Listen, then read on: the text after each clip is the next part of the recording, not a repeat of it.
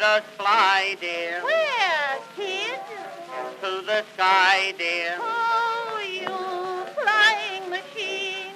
Jump in, Miss Josephine. Hip-ahoy! Oh, I've heard game designers say that the most challenging thing to get a player to do in a game is make them look up, although I don't know if the best answer is to make looking up necessary to progress in the game. If you haven't heard, one of Infinite's unique features is that the city of Columbia has a skyrail system that you can ride to get from place to place. After a while, you just learn that if you run out of other things to do, you probably need to look up for a skyhook or a skyrail to skyride. It's fine once you get used to it, but the game might feel a little clumsy at first after you get stuck for several minutes just to find out that you merely had to look up. Of course, during the rail riding sections, the game literally becomes an on-rail shooter, but since you still have control of your movement, plus when and where you dismount, it's not as constricting as it sounds. It's actually implemented quite well, with easy controls and the ability to get one-hit assassinations on the dismount, sending the victim flying away in a tangled mess of ragdoll that's always fun to watch. Overall, the combat feels even better than before. It's fast-paced and fun with a lot of movement. The guns feel good, and the powers really stand out as being both useful and aesthetically entertaining. My personal favorite being the one that turns enemies into allies and then makes them kill themselves. Because really, what the hell more do you need? Strangely, this go around, instead of having each gun as a unique item with special traits and ammo types that we always carry with us, the gun system is more akin to recent modern games. Like, I don't know, Uncharted 3 or something, where you can only carry 2 different guns at a time, but you can switch them out with whatever you find.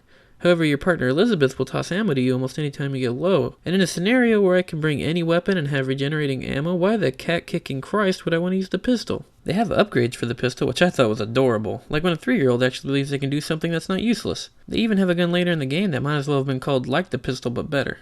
So why am I being so hard on the pistol? Because it highlights beautifully why this 2-weapon only shit is poor design. A pistol is a sidearm. It will almost always be outshined by a more specialized gun. But the pistol, just the way it is, could have been a very useful weapon in a game like the first Bioshock, where we could carry our full arsenal at all times. You could use it to take out the weaklings so you save your good ammo for the big guys. That's why Bioshock scavenging was so rewarding. You might find some ammo for your favorite weapon or a med kit or something useful. So now we still have all the scavenging, but it's lost a lot of its value since we have a walking health, ammo, and salts vending machine following us around. The mechanics here work just fine, but it's a little awkward when they change the weapon system without also looking at the mechanics that support it. The idea this time around is that you can always stock up on ammo, even for weapons you don't have, that way when you do find one you want, it's ready to go. Which on paper isn't a bad way to use the scavenging mechanic to support a 2-weapon system, but in reality, with Elizabeth constantly pulling supplies out of her ass, I could use pretty much whatever weapon I felt like and be just fine. But the reason this 2-gun system bothers me is because there was plenty of guns I would have loved to use more, but didn't because it was too specialized to justify taking up 50% of my weapon selection. Add to that the fact that you can only fully upgrade a few weapons and you have a game that constantly uses its mechanics to encourage you to find the most 2 complementary guns and never fucking drop them. Spoilers, it's the shotgun and carbine.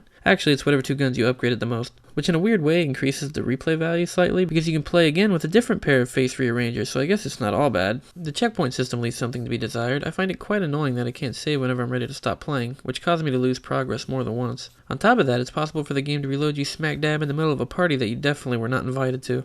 On the flip side though, this kind of save system makes it so you can't abuse the save load system to get the outcome you want, or to see what's in a locked door before committing to use all your lockpicks on it. Which I guess I can kinda appreciate because I abuse the hell out of save load in games like XCOM or the Elder Scrolls series. Of course, one of Bioshock's main draws is its penchant for immersion and mindfuckery, and worry not because Infinite is in no short supply of either. Columbia is not the tense, creepy, borderline horror atmosphere that Rapture was, but what we have in Columbia is a fast-paced and visually stunning world to literally paint red. The atmosphere is still thick as ever, but it's a much different feel, as it should be seeing as how Bioshock 2 didn't budge a fucking inch from the original.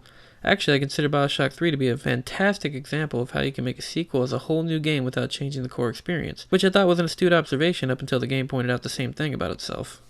You might have noticed at this point that my complaints about the game are pretty petty, and the reason for that is the game as a whole fucking rocks. I don't have any problem with this game that's large enough to stop me from recommending it to pretty much any gamer out there. The game has everything it needs to succeed at what it sets out to do. My only real complaint is that I wish it set out to do a little more, which I can't really elaborate on without spoilers, so I'll just say that there were a few things I was hoping would happen but never did. But like I said, the game has everything it needs, so any more might have just made it bloated. So, yeah, I encourage anyone interested to definitely check out BSI. Not only is it a great game on its own merit, but it stands as a shining lighthouse of originality in a sea of remakes, rehashes, and sequels that seem like little more than a cut and paste. This is the way you make a sequel, so if you haven't already, get out there and find a way to play.